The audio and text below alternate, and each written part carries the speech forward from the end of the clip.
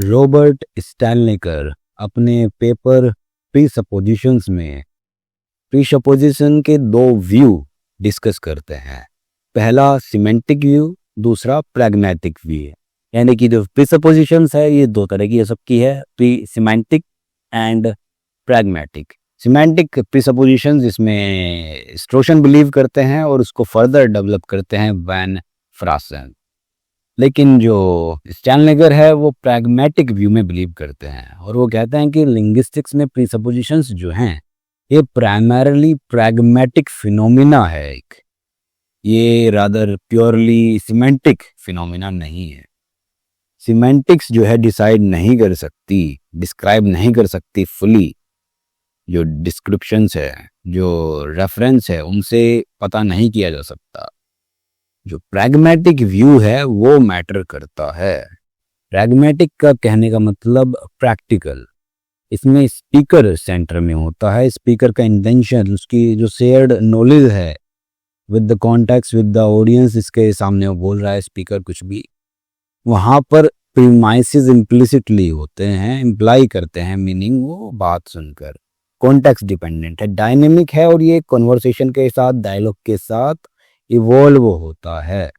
Logic के माध्यम से या सिमेंटिक्स के माध्यम से हम जो रेफरेंस है, एक्चुअल रेफरेंस है, उस तक नहीं पहुंच सकते। कॉन्टेक्स्ट ही डिटरमाइन करता है। जो प्रैग्मेटिक प्रैक्टिकल नेचर है हमारे सराउंडिंग में वो डिसाइड करती है।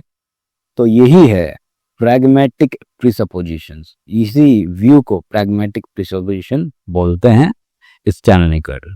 और इसीलिए वो कहते हैं कि जो प्रीसपोजिशंस है ये कोई प्रोपोजिशंस या फिर सेंटेंसेस के बीच में रिलेशन नहीं है। ये जो रिलेशन है ये प्रोपोजिशन और स्पीकर के बीच में रिलेशन है।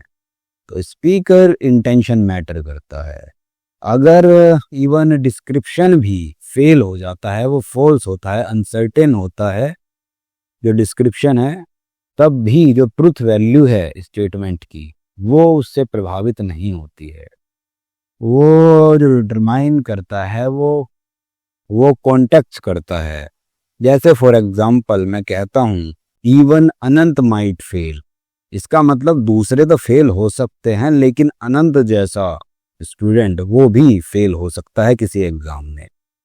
हालांकि अनलाइकली है, बहुत ही टफ है कि अनंत फेल हो जाए, ये पॉसिबल नहीं है, लेकिन ऐसा हो सकता है। तो ये जो है प्रीसपोज हो रहा है यहाँ पे कि दूसरे तो फेल हो सकते हैं लेकिन अनंत भी फेल हो सकता है। तो ये जो है इससे प्रीसपोज किया जा रहा है यहाँ पर, जो कि एक प्रैग्मेटिक यूज को दिखा रहा है इसमें सेंटेंस में।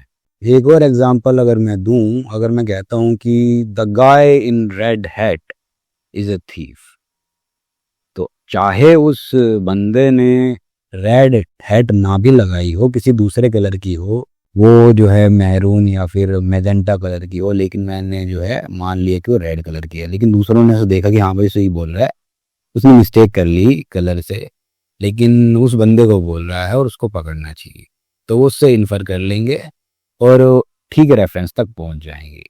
तो ये स्टेटमेंट की फॉर्म में है। ये क्वेश्चन की फॉर्म में भी हम बोल सकते हैं कि, या फिर कमांड भी कर सकते हैं किसी को कि stop that guy in red red cap, he is a thief. तो वो जो है फिर उससे पता कर लेंगे चाहे वो रेड कलर की कैप हो या ना हो। या फिर हम क्वेश्चन कर सकते हैं is that guy in the red cap your brother, चाहे उसने वो लगाई हो या ना हो, कैप लगाई भी ना हो, लेकिन हम पॉइंट आउट कर रहे हैं उसको, तो ऑडियंस समझ सकती है स्पीकर जो बोल रहा है, जो मैं बोल रहा हूँ, तो वो प्रीसपोज कर सकते हैं according to the context, according to the environment there in the surrounding. तो कहने का मतलब जो है ये प्रीसपोजिशंस कमांड की, क्वेश्चन की और स्टेटमेंट की फॉर्म में, तीनों ही फॉर्म में हो सकती हैं। इसके अलावा सब्जेक्टिव मूड या फिर कंडीशनल, सब्जेक्टिव कंडीशनल, इनके यूज से भी हम प्रीसपोजिशन जो है बनाते हैं, यहाँ पर यूज करते हैं इनका सब्जेक्टिव मूड का। जैसे कि हम कहते हैं इफ निक्सन वर प्रेसिडेंट, तो ये प्रीसपोज कर रहा है कि निक्सन प्रेसिडेंट नहीं है। तो जो सब्जेक्टिव मूड था यहाँ पर ये वर था। तो निक्सन अगर प्रेसिडेंट होता या फिर मैं अगर प्रेसिडेंट होता है, प्रधानमंत्री होता है। ये प्रिसपोज कर रहा है कि मैं नहीं हूं, अगर होता तो, सपोज करो, तो इट इज द कंडीशन। तो मैं नहीं हूं लेकिन फिर भी इसमें ट्रुथ वैल्यू है। तो सब्जेंटिव मोड भी प्रिसपोजिशन की तरह यूज हो सकते हैं। तो हम कह सकते हैं कि जो प्रीसपोजिशंस है ये बैकग्राउंड बिलीफ्स हैं, अजम्पशंस है, जो कि अनकॉन्शियसली कम्युनिकेशन के दौरान यूज होते हैं। अगर हम कहें कि सेंटेंस मेन सॉन्ग है तो उस मेन सॉन्ग का जो बैकग्राउंड म्यूजिक है वो प्रीसपोजिशन होगा। So in an ordinary way we can say presupposition is the background music of the main song, that is sentence. So that's it in the video। उम्मीद आपको जो है ये short video, crisp video, nutshell में क्या है प्रीसपोजिशन जो paper है टेलनेकर का, वो समझ आया होगा। अगर समझ आया है, कुछ हेल्प हुई है तो भाई वीडियो को लाइक कर दो, चैनल को सब्सक्राइब कर लो फॉर फर्दर वीडियोस। ऐसी वीडियोस मैं लाता रहता हूँ। That's it, thank you.